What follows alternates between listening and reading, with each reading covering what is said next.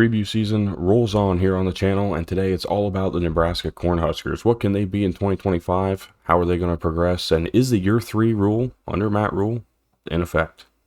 We'll talk about all that and more here. First off, I want to say thank you guys for tuning in recently and supporting the videos. They've been doing really, really well. The North Carolina video, I'm beyond surprised at how well that's done early. So I'm just really grateful, and thank you guys again for tuning in and making this happen. This is, it's a grueling time because you're trying to learn about everybody that you can, and sometimes you miss things, sometimes you don't get things right. And I just appreciate everybody for sticking around and leaving comments and talking about what they have seen or heard that maybe I missed. It's always a really fun time, and again, always super appreciated. With that said, leave a like, subscribe, comment down below. We're going to get into the video. To start with the team and do a preview, we kind of got to know where they're coming from. And in 2024, this team went 7-6, 3-6 in Big Ten play. There was a marked improvement. The defense was actually really good. It was the offense that struggled a little bit, and it was really just having weapons for Dylan Rhule. This team addressed that. Number 19 ranked portal class in 2025. The 22nd overall recruiting class in this most recent class as well. This team needed to find some guys and some wide receivers specifically to be able to make some plays and be more of a threat down the field and as a team. Part of that also falls on the offensive line, which they went out and worked to replace as well. This is a team that I thought did really well in everything that they've addressed over the offseason, to include a new offensive coordinator, Dana Holgorsen. And I think we're all excited. He came on as an analyst and then ultimately took over some of the play calling duties at the end of last year. And there was a marked improvement. We could tell the Nebraska offense had changed. There was just some things missing that they couldn't control with the roster. And from there, that lands Holgorsen a job. He's now the offensive coordinator full-time in 2025. Again, under Matt Rhule's oversight, and then John Butler's going to be the defensive coordinator. It's a good coaching staff. This staff, when you look at it, has a lot of experience and a lot of talent, I think, from a player management perspective. And we'll just have to see how it plays out. At quarterback, of course, you got Rhule, who's going to be, I think, really impressive. I'm expecting not a breakout year, but I'm expecting him to be really solid, really just a smart player, takes care of the football, and continues to build forward. He didn't turn the ball over a lot last year. He had his moments, but was really, really good at keeping it in the possession of the Huskers.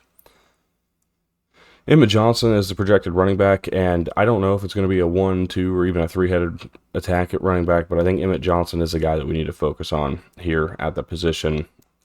Again, this is going to be more on the offensive line play. If the offensive line can be better, especially in the run game, I think they'll be okay. But for right now, I'm not totally bought into the run game. At wide receiver, I'm somewhat bought in. I really like Dane Key coming over from Kentucky. I think he's going to be the star player of this offense. The guy who, if he is as good as I can expect him to be with Rhule as his quarterback, then I think this Nebraska offense will be a little bit more dynamic, a little bit more of a big play threat, and really try to push the ball down the field. They also got an Isaiah Hunter coming over from Cal, and then Ja'Cory Barney is returning as wide receiver 3. You got Cortez Mills as well, a 4-star recruit from the 2025 class. He's going to come in, and I think he's going to make a positive impact at some point, probably further into the season, probably from the midway point on. I'd expect him to really pick up and start to figure it out. But he's a guy and a name that I'm expecting to have an impact as well. At tight end, they got Heinrich Harburg, who was, if you remember, the quarterback a couple years ago. Moves over to tight end, and I think he's going to have probably a much more successful time. He's a physical guy, probably can do some damage in the blocking game, even though that's not going to be a strong suit. He's not experienced there, but could be a pretty interesting player coming out of that tight end, maybe even slot position. The offensive line, again, I think is going to be improved. Henry Latovsky returns. He's the expected leader of this offensive line, but they bring in Elijah Pritchett from Alabama, and then Rocco Spindler comes over from Notre Dame to join this offensive line. I think it's two improvements. I don't know that they are particularly. I'm not blown away by the moves, but I'm not upset with them either. I think that there's some improvement to be had from both of these guys. Moving over and taking a look at the defense, they bring back 8 of 11 players that are projected starters are from the 2024 roster. So been around this system, been a part of this team for a while now. The guys that they bring in, though, there's a couple that I'm really excited for. Deshaun McCullough from Oklahoma was previously at Indiana, even at the beginning of his career.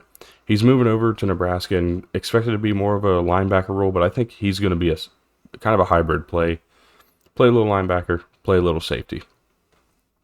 Marquez Watson Trent comes over from Georgia Southern. He is one of the guys that I'm really high on as a linebacker. If I'm not mistaken, he was a part of the top 10 list going into this season, and I think he's going to be a huge impact player to help carry what was a really good defense again last year forward and continue that standard, a new standard, really. Andrew Marshall comes over from Idaho. I think he's going to be interesting. Expected to be in the secondary, I believe safety.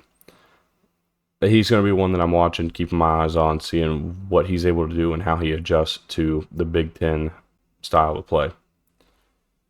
Leaders from 2024 returning to this team. Deshaun Singleton leads the team in tackles, returning 71 a year ago. Vincent Shavers Jr. Returns as the leader in tackles for loss of 3, tied with, I think it's Carson Linhart, if I'm not mistaken. I'm going to have to go check out the depth chart real quick because I am blanking to make sure that that's correct. I don't want to speak a wrong name. Cameron Linhart, I'm sorry. Cameron Linhart had 3 tackles for loss last year. Vincent Shavers, again, the leader returning in sacks. He only had 1 last year, and that's a position I think they're really looking to improve. Ty Robinson going out was a clear leader for this team when it came to sacks and pass rushing, and I expect there to be a replacement, at least in the aggregate, but who's going to be the guy that steps up and is the player that offenses are scared of and maybe even key on in their game plan? Interception was Malcolm Hartzog. He's coming back. He had 4 interceptions last year. This team was not shy about taking away the football, especially with interceptions. Vincent Shavers and Willis McGahee the fourth with 2, or Shavers had 1 forced fumble. McGahee had 2 forced fumbles last year. Those 2 guys lead in that category respectively. This team, I think, has a lot of potential. I'm not going to sit here and say that I think they're a playoff team because I think they're a step away. I think it's just the weapons. You need to prove that you can make the big play. And right now, we haven't seen it. We haven't seen a wide receiver really step up in the Nebraska system, at least over the last couple of seasons. We have not seen a running back really step up, and the ones that have ended up leaving. So it makes it a little bit more difficult there as well. Dante Dowdell, obviously, leaving after last season was a big deal. So for me, the biggest question is, first off, how can they replace Ty Robinson up front? I think the defense is a big deal this year. There's not much returning production up front, as I said, and it's hard to feel overly confident with that. And the other thing is that I trust Holgerson's offense and Dylan Rhule, but I still want to see some weapons. I need to see who the guys are going to be, who are going to step up, make big plays when they matter, and when it's most important, to give this team opportunities to win, especially the big games. I mean, as of right now, they're slated to play Michigan without Sharon Moore at the helm. And now I don't know who the interim coach will be for those 2 games that Sharon Moore's going to miss. But that Michigan game is not going to really change much. I mean, I don't think Wink Martindale's defense is going to look any different no matter who's coaching. And depending upon how the offense looks with Chip Lindsey, Michigan, you're going to need to score some points. It's not going to be first team to 20 like last year. It's going to be probably if you give up more than 20 to Michigan, you're probably losing this game. So understand how that's going to work. That's a big game early in the season. You start the year off with an interesting game against Cincinnati, who I think is really good. I think they're much better than the record I just predicted yesterday. That video was yesterday. I think they're much better than that. But again, I'm not overly confident. Can't say anything specific there. This will be a fun year. I'm excited. So with all that said, let's go ahead and get into the season prediction. And of course, I do not have the right thing pulled up. There we go. So leading it off again, neutral site game in Arrowhead Stadium against Cincinnati. This is going to be I would say de facto home game, given the fact that this is just down the road from Lincoln. But again, Cincinnati, I think their defense is going to travel really well in this game. It's going to be a game where I just talked about maybe first team to 20, or if somebody gets over 24, we're probably talking about this game being in hand and being controlled by one team or the other.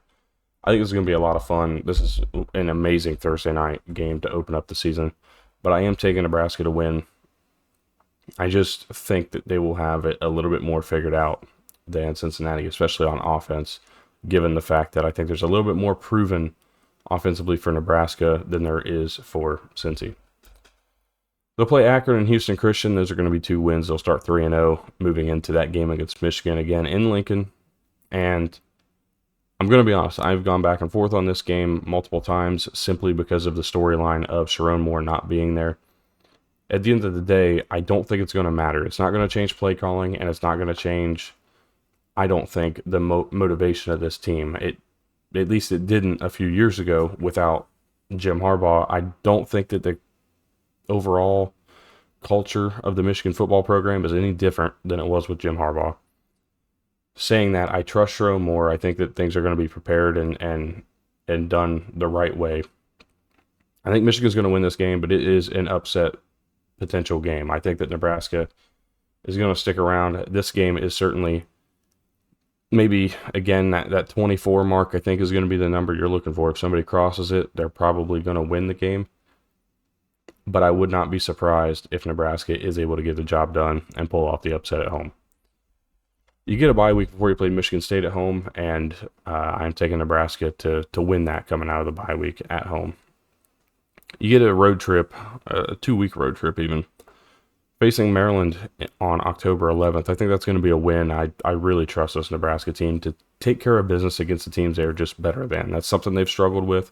They've struggled with one-score games. I think that in this first 6 games, there may be 1 or 2 one-score games, or maybe a third in there somewhere.